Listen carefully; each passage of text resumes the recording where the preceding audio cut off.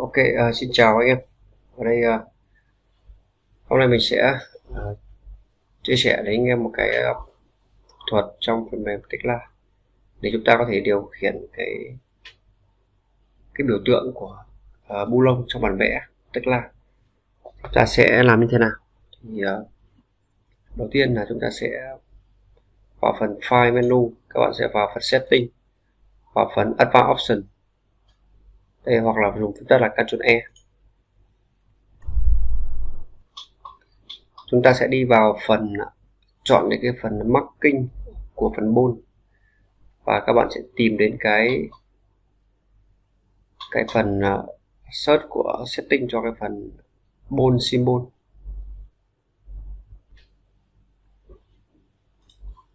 Ở cái phần model xf user defined bone symbol table thì các bạn sẽ tìm đến cái file là bone symbol table.txt ở trong environment. Đầu tiên các bạn sẽ tìm được những cái file này nhé. Thì cái file này nó sẽ có thể là tìm ở, các bạn có thể đặt ở trong model ở firm hoặc là project setting. Thì các bạn sẽ ví dụ ở đây tôi đang cài để mặc định hết thì ở thư mục program data, thư mục symbol Tekla Texture 2025 environment thì các bạn có thể tìm trong cái thư mục environment này thì chúng ta sẽ tìm cái file .txt.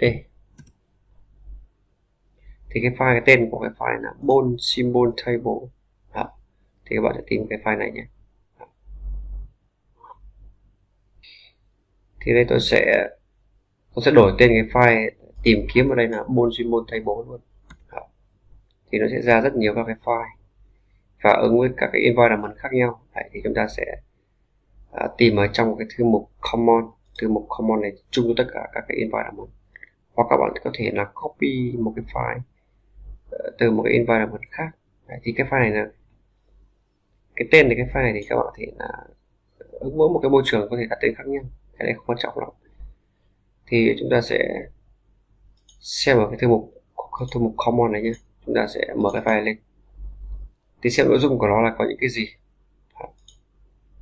Thì đầu tiên là nó sẽ là có 3 cột. Cột thứ nhất là nó sẽ là cái grade, cái standard của cái bu lông. Cột thứ hai là cái đường kính bu lông, và cột thứ ba là cái tên của cái file đó.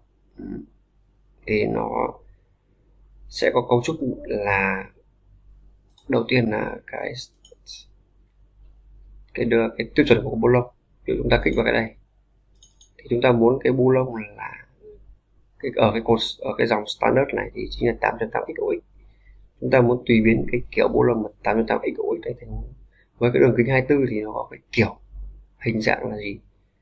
Thì chúng ta sẽ vào file editor, symbol editor. Đấy. Các bạn hãy mở cái phần mềm symbol editor lên, các bạn sẽ mở cái file symbol trong thư viện mẫu của Tekla lên. Ví dụ đây có cái file user bone symbol. Thì trong cái file này thì nó có một số cái hình dạng nó đã có sẵn, thì các bạn có thể tùy biến vẽ cái hình khác đi cũng được. Đấy.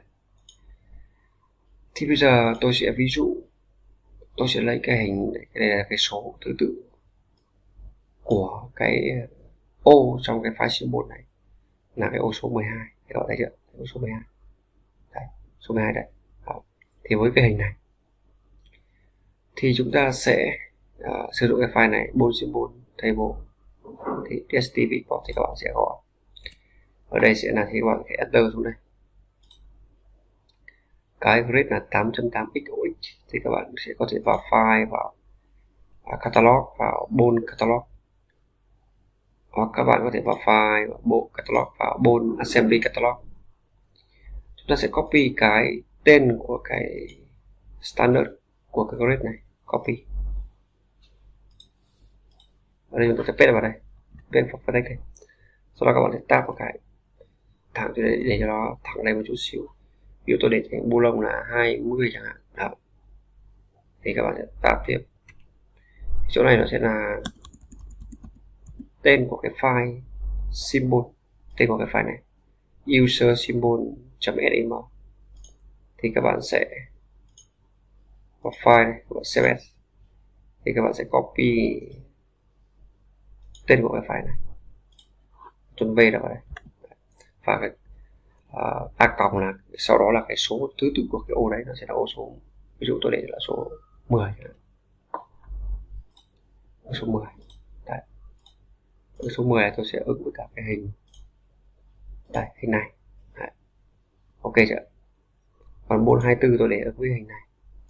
Tiếp theo tôi sẽ Ctrl C cái dòng xuống đây,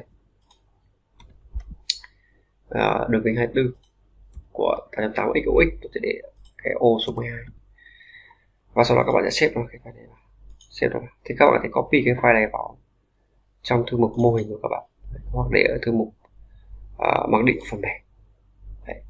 Thì các bạn sẽ open file location cái file này, và các bạn sẽ property nó sẽ vào phần security để copy cái đường dẫn của cái file này, tên có nguyên tên của cái file này thôi. Đây, bone symbol, copy, và nhớ là có đuôi t.txt nhé. Thì sau đó các bạn sẽ vào file, vào setting, vào option, ở phần marking bone các bạn sẽ tìm đến user define bone symbol, các bạn paste cái tên của cái file text này, thêm text txt vào đây, là chúng ta đã thiết lập được cái biểu tượng của Boolong theo ý của chúng ta. Các bạn apply, và các bạn lưu mô hình này. Thì bây giờ tôi sẽ ví dụ vào trong cái bản vẽ sinh các bạn này. Thì cái bone này của tôi nó đang là đường kính là 20 88xox 20, đúng không ạ? Nó đang là cái số 10 đấy. Đây này, thì nó chưa cập nhật thì các bạn sẽ close và các bạn sẽ mở lại mô hình các bạn nhé. Ok, thì sau khi các bạn đã điều chỉnh ở phần Advanced Options, ở phần Marking Bone là cái file bone symbol table dstv_export.txt, thì ở trên bản vẽ cái phần thuộc tính của Boolong ở đây các bạn sẽ, ở đây ví dụ tôi đã inquire là của cái Boolong này đang là cái grade standard là 88xox và đường kính 20. Thì ở phần property, ở trong phần bản vẽ của cái Boolong các bạn sẽ đổi cái phần presentation type là user defined symbol, các bạn modify đó. Thì khi như vậy thì nó sẽ đổi theo cái biểu tượng mà chúng ta thiết lập trong theo cái hình dạng của cái hình trong cái file symbol đó, rất là hay như vậy. Thì chúng ta có thể tùy biến bất kỳ cái hình dạng gì cho hình Boolong mà chúng ta mong muốn. Thì như vậy thì giúp chúng ta có thể tùy biến và đa dạng theo cái style của công ty của chúng ta. Đó, rất là tiện đúng không? Chúng ta chỉ cần đổi cái này thành user defined symbol là được. Tuy nhiên cái này nó đang là cái Boolong là 14 các bạn nhé. Đấy, thì tôi chưa có thiết lập. Thì trên đây là cách để chúng ta điều khiển cái hình dạng Boolong trong bản vẽ bằng cách là thiết lập ở trong phần Advanced Option, ở phần Marking Bone thiết lập user defined bone symbol table qua một file text, điều khiển file text và đó nhận cái hình dạng từ file symbol. Rất là hy vọng sẽ là video hữu ích cho các bạn ở trong cái sử dụng Tekla. Ok, xin chào và hẹn gặp các bạn ở video tiếp theo.